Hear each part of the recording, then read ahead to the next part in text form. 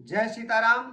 आज हम आपको बताना चाहेंगे कि होली क्यों मनाया जाता है, होली कब से मनाया जाता है और होली के पीछे आध्यात्मिक कारण क्या है, धार्मिक लाभ क्या है और सामाजिक परंपराएं क्या है, प्रथा क्या है। तो मैं आपको YouTube के माध्यम से बताऊंगा होली क्यों और कैसे और कब मनाया जाता है।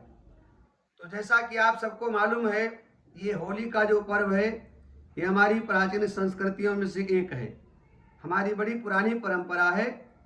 होली के विषय में कहा गया कि होली रंगों का पर्व है, लेकिन इसके साथ में एक बड़ी आध्यात्मिक कथा जुड़ी हुई है जो आप लोग हो सकता है उससे परिचित ना हो। होली का संबंध भक्त प्रहलाद से है। जी हाँ, ये वही प्रहलाद जिनके रक्षा के लिए भगवान नरसिंह बन करके अवतरित हुए थे, जो 24 अवतारों में से एक हैं। छोटी सी कथा मैं आपको सुनाना चाहूंगा। हिरण्याक्ष नाम का एक राक्षस हुआ है, दैत्य हुआ है, जिसके पुत्र हुए हैं श्री भक्त प्रहलाद जी महाराज।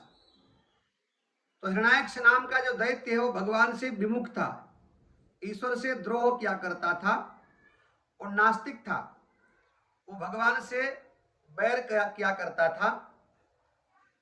उसने ब्रह्मा जी से तप करके, ब्रह्मा जी को प्रसन्न करके और ब्रह्मा जी से तमाम प्रकार के वरदान मांग लिया कि ना हमको कोई दिन में मार पाए, न रात में मार पाए, ना बाहर कोई मारे, ना भीतर मार पाए, ना अस्त्र से मरूं, ना शस्त्र से मरूं, ना गीले से मरूं, ना सूखे से मरूं, ना कोई मनुष्य मुझे मार पाए, ना कोई पशु पक्षी मुझे मार पाए।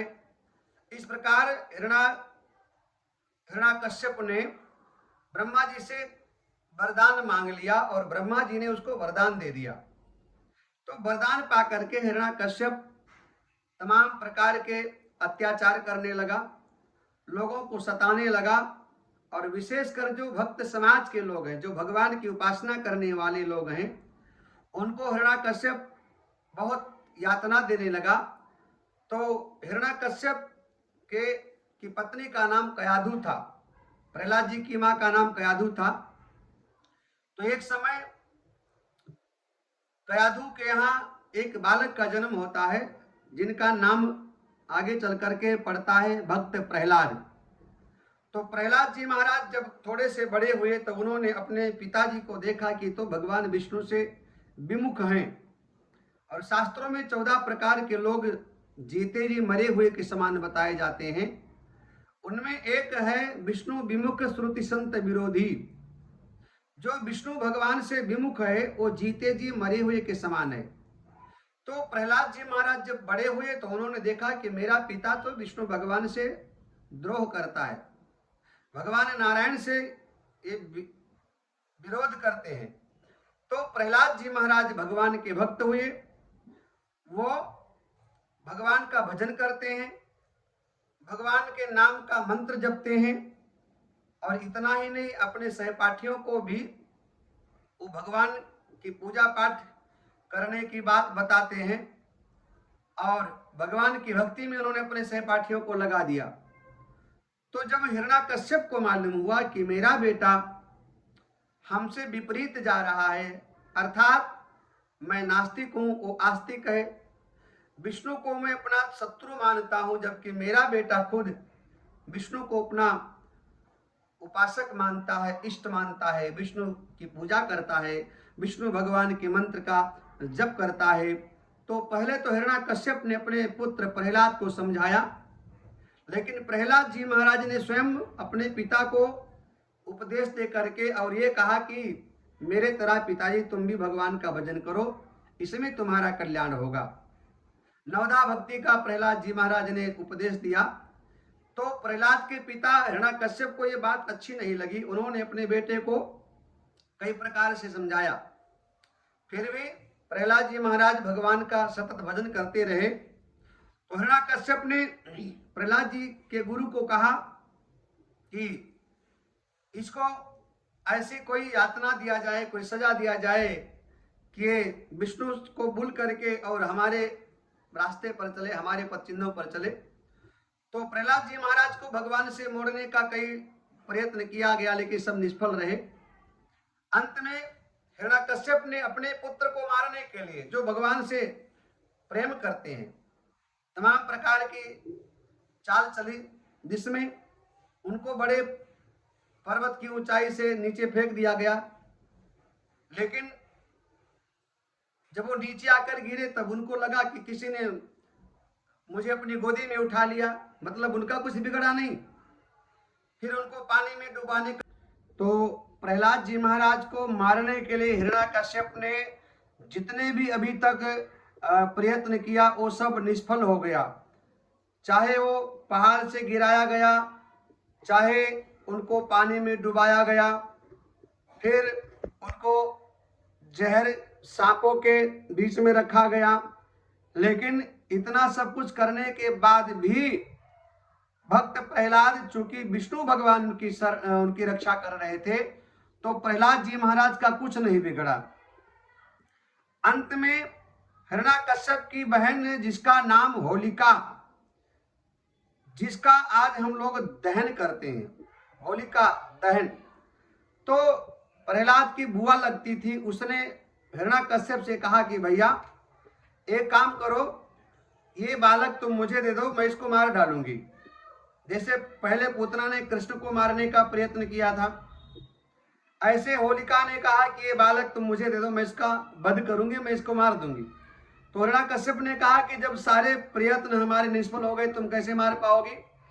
तो होलिका ने कहा कि मुझे ब्रह्मा जी के द्वारा वरदान मिला हुआ है कि मेरे पास एक ऐसा यंत्र है कि उसको धारण करके मैं अग्नि में बैठ जाऊंगी तो मैं तो सुरक्षित रहूंगी, मेरा कुछ नहीं बिगड़ेगा, लेकिन मैं किसी को लेकर बैठ जाऊंगी तो उसकी मृत्यु हो जाएगी।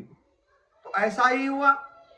अब प्रहलाद जी के लिए जलाने के लिए प्रहलाद जी को आग की व्यवस्था की गई। हिरण्यकश्यप की बहन, प्रहलाद जी की बुआ होलिका अग्नि में प्रवेश कर जाती हैं बालक को गोद में लेकर के, लेकिन जिसके ऊपर भगवान अनुकूल हो उसका कोई कुछ बिगाड़ नहीं पाता है। अंत में होलिका जो बुआ थी प्रहलाद जी की, वो स्वयं उनका यंत्र काम नहीं कर पाया और वो अग्नि में जल गई और प्रहलाद जी महाराज उस अग्नि से सुरक्षित बाहर निकल आते हैं, वो बच जाया करते हैं। भगवान विष्णु अग्नि में भी उनकी रक्षा करते हैं। इस प्रकार से भक्त की जीत हुई, अच्छाई की विजय हुई और बुराई का अंत हुआ होलिका के माध्यम से। तो तब से परंपरा चली आ रही है कि हम लोग प्रत्येक वर्ष होलिका दहन का ये उत्सव मनाते हैं, होली का पर्व मनाते हैं। ये पर्व हमें बुराई को नष्ट करने का है। ये पर्व भगवान को प्राप्त करने का है। ये पर्व श्रद्धा मजबूत करता है, विश्वास को हमारे बढ़ाता है। और इसी के साथ में प्रहलाद जी महाराज को मारने के जितने प्रयत्न थे सब जब निष्फल हो गए तो अंत में हिरण्यकश्यप स्वयं प्रहलाद जी को मारने के लिए तलवार निकालता है और पूछता है कहाँ है तेरा राम, मैं तुझे मारूंगा। तो प्रहलाद जी महाराज कहते हैं कि मेरा राम सब जगह है।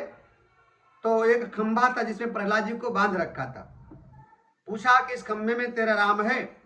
प्रहलाद जी ने कहा बिल्कुल मेरा राम इस खंभे में है। और जब प्रहलाद जी को मारने के लिए हिरण्यकश्यप तलवार उठाता, उसी समय खंभा फट जाता है और उसमें से भगवान नरसिंह का प्राकट्य होता है जो भक्त प्रहलाद की रक्षा करते हैं।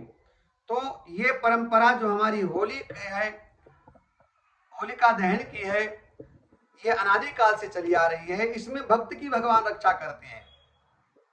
और जब भगवान की रक्षा भक्त ने किया तो उस समय भगवान की स्तुति करने के लिए सभी देवता लोग आए थे और सबने भगवान का दर्शन किया। तो एक दूसरे को गले लगा करके, एक दूसरे के माथे पे टीका रोली चंदन लगा करके और खुशियां मना करके सबने भगवान का स्वागत किया, सत्कार किया।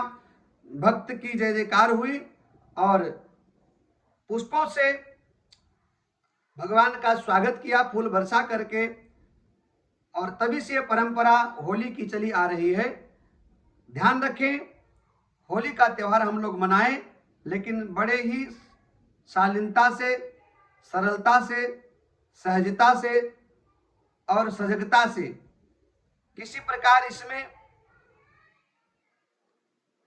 दुर्गुण का प्रवेश ना होने पाए, क्योंकि होली दुर्गुण को नष्ट करती है, बुराई किसी प्रकार से आने ना पाए, क्योंकि होली बुराई को समाप्त करती है। किसी प्रकार हमारे जीवन में कोई दोष ना आए। जैसे आजकल लोग होली मनाते हैं लेकिन तमाम प्रकार नशा करते हैं, तो कहीं इधर नाली में पड़े होते हैं, किसी का सर फूटता है, किसी का हाथ पांव टूट जाया करता है। तो होली हम मनाते हैं अच्छाई के लिए, बुराई को मिटाने के लिए। तो जीवन में आज बुराई को मिटाना है, बुराई को लाना नहीं है। इसलिए भक्त प्रहलाद बन करके भगवान की आराधना करते करते, परमात्मा की उपासना करते करते हम लोग होली मनाएं। आप सभी देशवासियों को होली की हार्दिक शुभकामनाएं। जय श्री राम। प्रहलाद जी महाराज की जय हो।